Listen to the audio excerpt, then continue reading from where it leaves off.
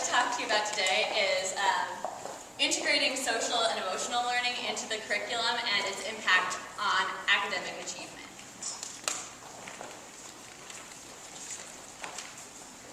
Okay. So some of the problems that I've seen, not only in my classroom and in my school, but like from talking to other teachers at other schools, are just in general like high rates of behavior problems and the teachers' difficulty negotiating those behavior problems. Also, just on a national scale, the prevalence of in-person and virtual bullying, the low connection between working hard in school and success in life, like why, if I'm doing this, is that going to make my life any better? And just a difficulty with self-regulation and problem-solving skills. And I mean, I've seen this on a sort of the gamut. Like I had a 4th grade teacher talking to me the other day about how a student didn't have a pencil, and instead of saying something, that student just sat there for the entire hour and didn't do anything. And I see it in kindergarten too.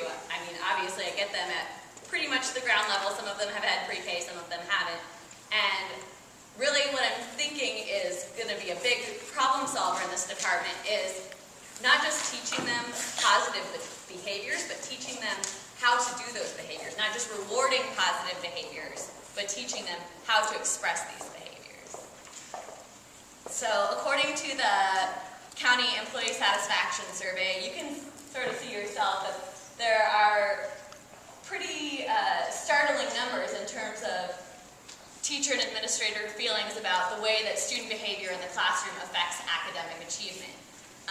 It's low for teachers, even lower for administrators, who I'm sure see higher levels as they have to deal with all of the behavior problems that come through the schools. And really my thought was, so if there are so many teachers experiencing all these behavior problems, then how is there any teaching getting done? How is there any learning getting done by the students? And how can we change this so that the maximum amount of time that is utilized in the classroom is being utilized towards learning and not putting out fires due to classroom management problems?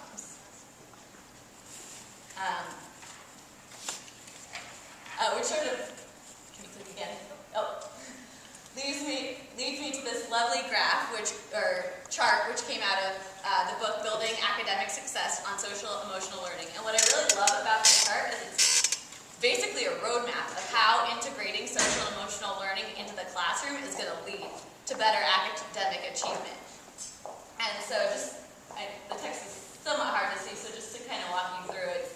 Safe and caring, cooperative, well-managed learning environments if you're using this evidence-based social emotional learning programming.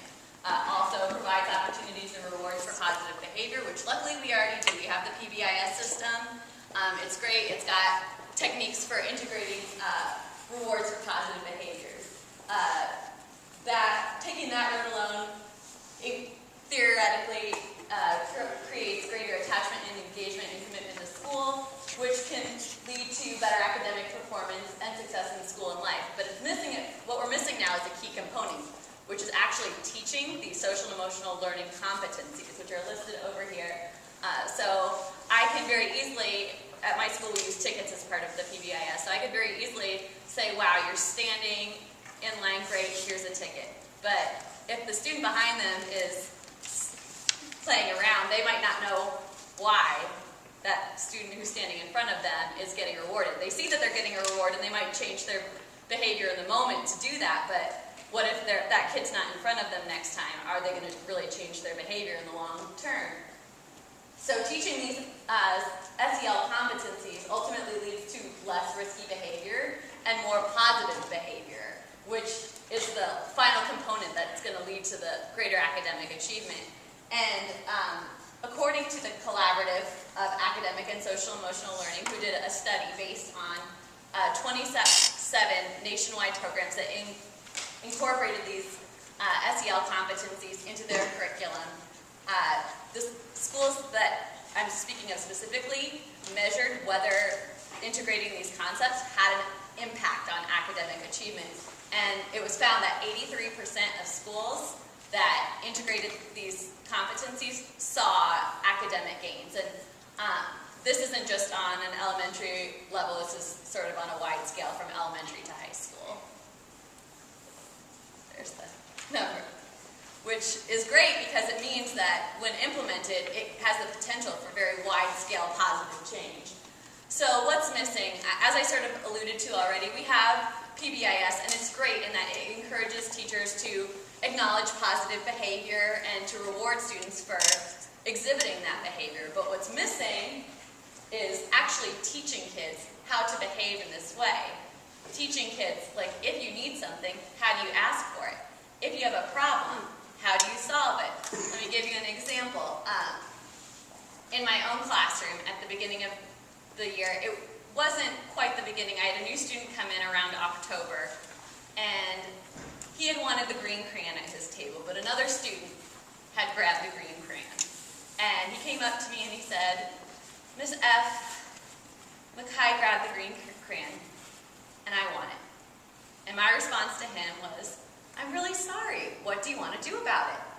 And I wish I could mimic the face that he gave to me for you, because it was pretty priceless, and I had to try my level best not to laugh when I saw it. But it was akin to looking at me as if I had 3 heads. After a while, I said to him, "Well, we have a couple of options. You can go to another table and ask if you can borrow their green crayon, or you can choose a different crayon to use. What do you want to do?" And so he chose the best option, and which was, he went to ask at another table. They lent him the green crayon. He went about his work, and he was fine. And the reason why I wanted to share this story with you is that today, specifically, another instance came up where I saw him and another child reaching for the same crayon. And instead of coming to me and telling me that that student grabbed the green crayon and that's the one that he wanted, he got up, walked to the other table on his own, and asked another student for that crayon. And that allowed him to engage in the critical thinking that he needed to solve his own problems without involving me, which on a larger scale, I mean, you couldn't, this is kindergarten I'm talking about, so these are more of the scenarios that I'm suggesting, but you could integrate with text in here where students are engaging in critical thinking on a content level and are able to garner these social emotional skills from that content. So how do we fix it? I gave you an example of one thing that I use in my classroom, but in order to make this more widespread, there are a couple of things that we can do. The first step would be to plan a calendar that would integrate the standards and focus, really, align standards with the teaching competency. So when are we going to teach this? When are we going to teach this? What are the standards that we're actually teaching? Then, in the classroom, the teachers model and coach the competencies. And this could look like different things. It doesn't mean carving out extra time in their day. It means if a teacher's already writing a morning message, writing in a question that encourages discussion about the competency. It means in the morning meeting, introducing a role play. Maybe there was a problem the previous day at school, and you're going to introduce a role play that shows how you could better solve the problem than what was done. Or if you're trying to be proactive and you see the potential for something, giving students the strategies that they need.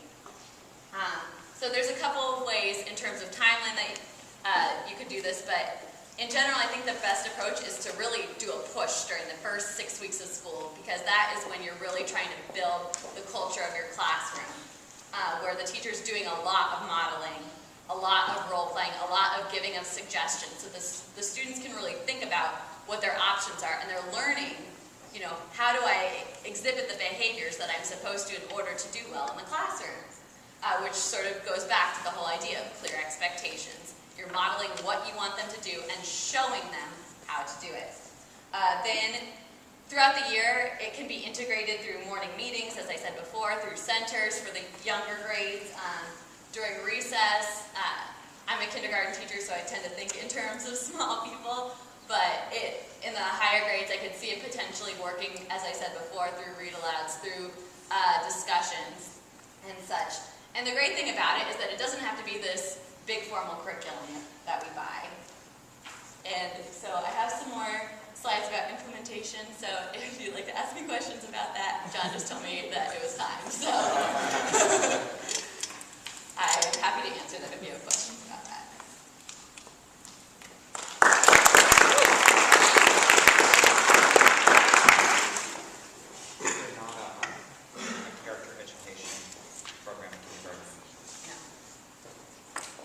we have MMSR, which is the Maryland Model for School Readiness, where we basically evaluate these standards of whether kids are ready for school or not, but there's nothing that requires or even shows teachers how to teach them, which is essentially what I'm proposing is, this is what kids should be learning, and this is how to teach it to them. Or these are some suggestions, at least, like giving them a pile, like not saying you must teach it this way necessarily, although that is one option, but saying like, this is the standard, here's a suggested way of teaching it, and here's also how you can track your progress towards doing that. One thing I do in my classroom is I have a kindergarten, and when they are progressing on their social and emotional skills, what the thing that they've been working on, and their name goes up on a flower in the garden to show that they have mastered that skill. But obviously that can sort of be done to the teacher's preferences depending on the grade level and the teacher's own personal opinion on how to display data. How did you learn this? Part of it came through grad school. Part of it just came through my own research. Like, I'll be honest, I had some difficulty with classroom management when I first started teaching, so I was like, oh, what am I going to do? How am I going to fix this?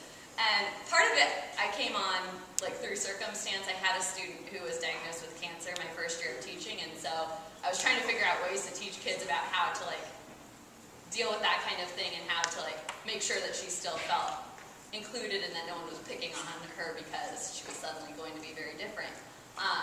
And so just like through that research and through my graduate school classes, I sort of collected on it. Some of it's also from talking to the school counselors about like, or the school counselor I should say, we have one, but about just different techniques that she would use in order to do that. And right now what we get is one day where she comes in and says, these are the rules of the school, this is the behavior contract, this is what you should be doing, which I think is, like, from the other kindergarten teachers I've talked to, is pretty standard across other schools. And the problem is that they don't develop these skills in kindergarten, and then they get to 4th grade, and then they get to middle school, and they get to high school, and they still don't have these skills. Whereas if we taught them to them at an early age and they were just sort of reinforced throughout, we wouldn't run into the same problems that we're running into. So, a book that you guys might want to read if you haven't read it already is Ross Greene's The Explosive Child. And I think we talk a lot about classroom management, but it's the kids that are really explosive that are holding us hostage. So if you read Ross Greene's book, you really start to understand what he would call like a neural hijacking. Mm-hmm. And then look up the research of Brenda Miles with a M-Y-L-E-S, and she did a lot of work around autism. And a lot of the work that she's talking about with autistic students actually is really helpful for us as we deal with challenging students. And it talks about a lot of the skills and strategies that you've discussed, social stories and, mimicking these things. So Miles is a really good resource for you guys if you're looking for that kind of information. Thank you. Thank you. Thank you.